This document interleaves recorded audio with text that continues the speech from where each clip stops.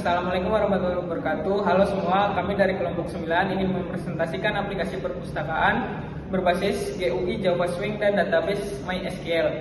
Perkenalkan, nama saya Wahyudin Triyono. Perkenalkan, nama saya Bagasi Mampu Wibowo. Perkenalkan, nama saya Salatiela dan kita akan menampilkan video presentasinya. Bismillahirrahmanirrahim. Assalamualaikum warahmatullahi wabarakatuh. Saya Wahyudin Triyono. Pertama, saya akan menjelaskan terlebih dahulu struktur dan arsitektur sistem yang kami gunakan. Kita masuk ke dalam programnya. Nah, project ini disusun ke dalam beberapa paket sesuai fungsinya agar terlihat lebih rapi dan mudah dikelola dengan baik. Ini adalah short pack-nya yang kita gunakan. Short pack yang pertama yaitu paket config, digunakan untuk mengkoneksikan database MySQL menggunakan JDBC. Ini adalah isi programnya, ini adalah nama dari database yang kita gunakan. Selanjutnya kita masuk ke paket purpose from. Ini digunakan untuk tampilan GUI aplikasi, mulai dari login, dashboard, master data, transaksi, hingga laporan. Saya akan perlihatkan desain-desainnya, dan mulai dari from login, seperti ini, profil ini, untuk laporan anggota seperti ini tabelnya, untuk laporan buku kurang lebih sama, untuk laporan peminjaman berisi laporan peminjaman buku perpustakaan, ada tanggal mulai, tanggal sampai, dan tampilkan batal. Seperti ini tabelnya. Untuk master anggota berisi data anggota perpustakaan. Kita bisa tambah, hapus, dan batal. Seperti ini tabelnya. Untuk master buku berisi tentang data buku perpustakaan. Kita bisa tambah, hapus, dan batal juga. Seperti ini tabelnya. Masuk ke master dashboard. Seperti ini tabelnya. Untuk dashboardnya kita bisa lihat riwayat peminjaman buku. Selanjutnya master kategori, berisi data kategori buku perpustakaan. Kita bisa tambah, hapus, dan juga batal juga. Kurang lebih sama seluruh tabel. Untuk master penerbit, berisi data penerbit buku, sama, tambah, hapus, batal. Seperti ini untuk tabelnya. Untuk master petugas, berisi data petugas perpustakaan, bisa tambah, hapus, batal juga. Seperti ini tabelnya.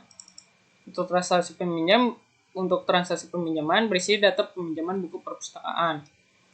Di sini ada tambah, dan ada data detail peminjaman buku perpustakaan.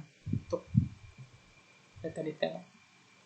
Kurang lebih untuk transaksi pengembalian juga sama, berisi data pengembalian buku perpustakaan, ada tambah, dan ada detail pengembalian buku perpustakaan.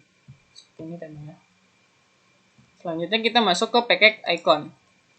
Ini digunakan untuk menyimpan icon gambar. Icon dan gambar yang digunakan untuk aplikasi ini. Tidak terlalu penting karena terlalu banyak. Kita lanjut saja. Kita masuk ke purpose dialog. Ini berisi form pop-up untuk membantu pencarian dan pemilihan data seperti angka, buku, dan peminjaman. Nah, ada data anggota perpustakaan, ada data buku perpustakaan, dan ada data peminjaman buku perpustakaan. Kita lanjut ke purpose main. Ke paket purpose main. Ini berisi menu utama yang menjadi pusat navigasi aplikasi setelah login. Nah, kurang lebih seperti ini tabelnya. Selanjutnya kita ke paket purpose menu. Digunakan untuk mengatur tampilan serta perpindahan menu pada aplikasi. Saya tunjukkan saja, ini kode programnya yang kita buat. Ini desainnya untuk menu. Ini, dan ini untuk model-modelnya. Yang terakhir, paket purpose theme. Sebenarnya ini tidak terlalu penting. Ini digunakan supaya tampilan lebih modern saja. Selanjutnya ini library yang kita gunakan. Selanjutnya untuk penyimpanan data, kita buka database. Selanjutnya untuk penyimpanan data, kami menggunakan database MySQL yang terdiri dari beberapa tabel utama, yaitu anggota, buku, detail peminjaman, detail pengembalian, kategori, peminjaman, penerbit, pengembalian, data sementara, dan user. Nah, Relasi antar tabel menggunakan primary key dan for key sehingga data yang tersimpan tetap konsisten dan terintegrasi. Selanjutnya saya akan mendemokan menu master data. Kita masuk ke dalam program terlebih dahulu. Kita run. Nah, kita masukkan sebagai admin. Masukkan username admin, password juga admin. Kita login. Nah, kita masuk ke menu master. Pada menu ini, petugas dapat mengelola data anggota, kategori, penerbit, buku, dan petugas. Setiap form telah dilengkapi fitur CRUD atau Create, Read, Update, dan Delete sehingga data dikelola bisa lebih lengkap. Saya akan mendemonstrasikan satu. Kita tambah anggota data perpustakaan. Saya sudah siapkan nama-namanya di Notepad. Ini anggota bernama Rian, kita masukkan email juga. Nomor telepon kita masukkan juga.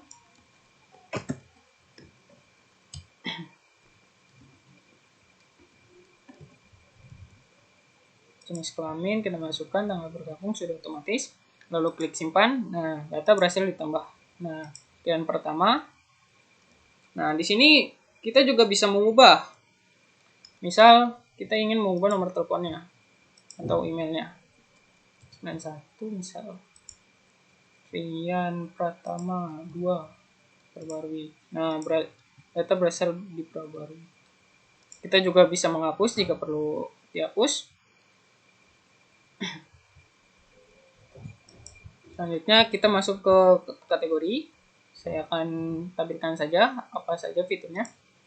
Nah, untuk tambah data kategori buku perpustakaan kita bisa masukkan nama dan deskripsi. Kurang lebih untuk penerbit juga sama. Kita klik tambah nama dan situs. Bedanya hanya situs saja. Nah, untuk data buku perpustakaan saya akan demokan. Kita klik tambah, kita masukkan judul buku, misalnya pemrograman Java dasar. Pengarangnya Eko Kurniawan. Tahunnya 2024. Kategori tadi. Setelah kategori dan penerbitnya sudah ditambah, akan muncul seperti ini. Kita gunakan yang sudah ada saja. Kategori, penerbit, informatika, stoknya misalnya 10. Nah, di sini kita bisa tambah foto jika ada, jika tidak ada tulis saja. Misalnya Java JPG. Kita gunakan yang tidak ada saja. Lalu klik simpan. Nah, data berhasil ditambahkan. Nah, dia akan keluar di sini.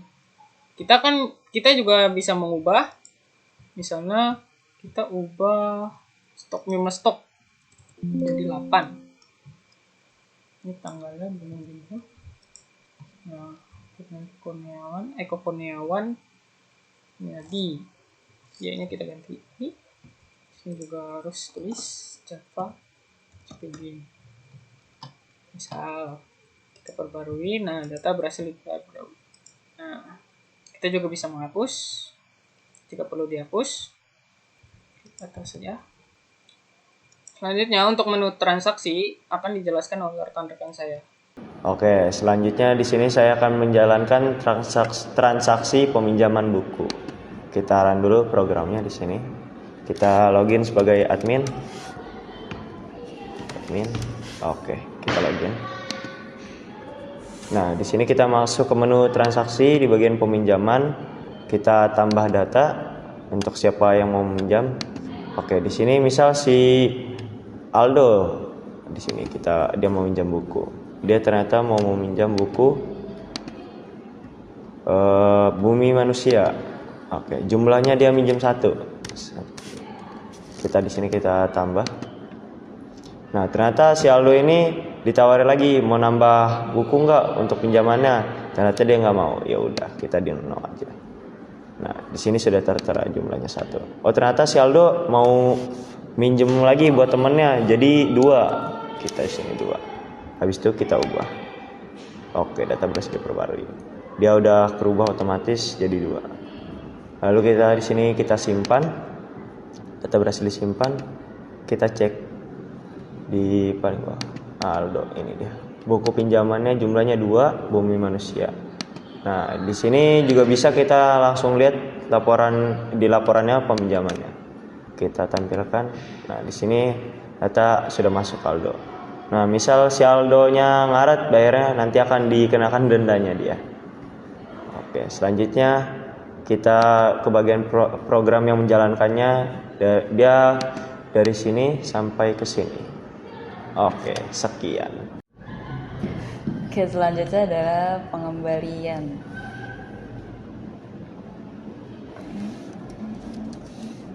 Masukkan username dan passwordnya. Nah, fitur pengembalian fitur unggulan yang ada di pengembalian ini adalah hitung denda otomatis. Jadi kita akan memilih tanggalnya dulu, apakah dia akan ada denda atau enggak. Lalu tambahkan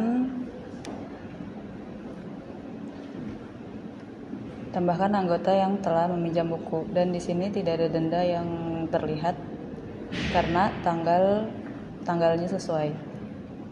Lalu kita akan coba jika tanggal telah melewati tenggat waktu. Di sini kita pilih tanggal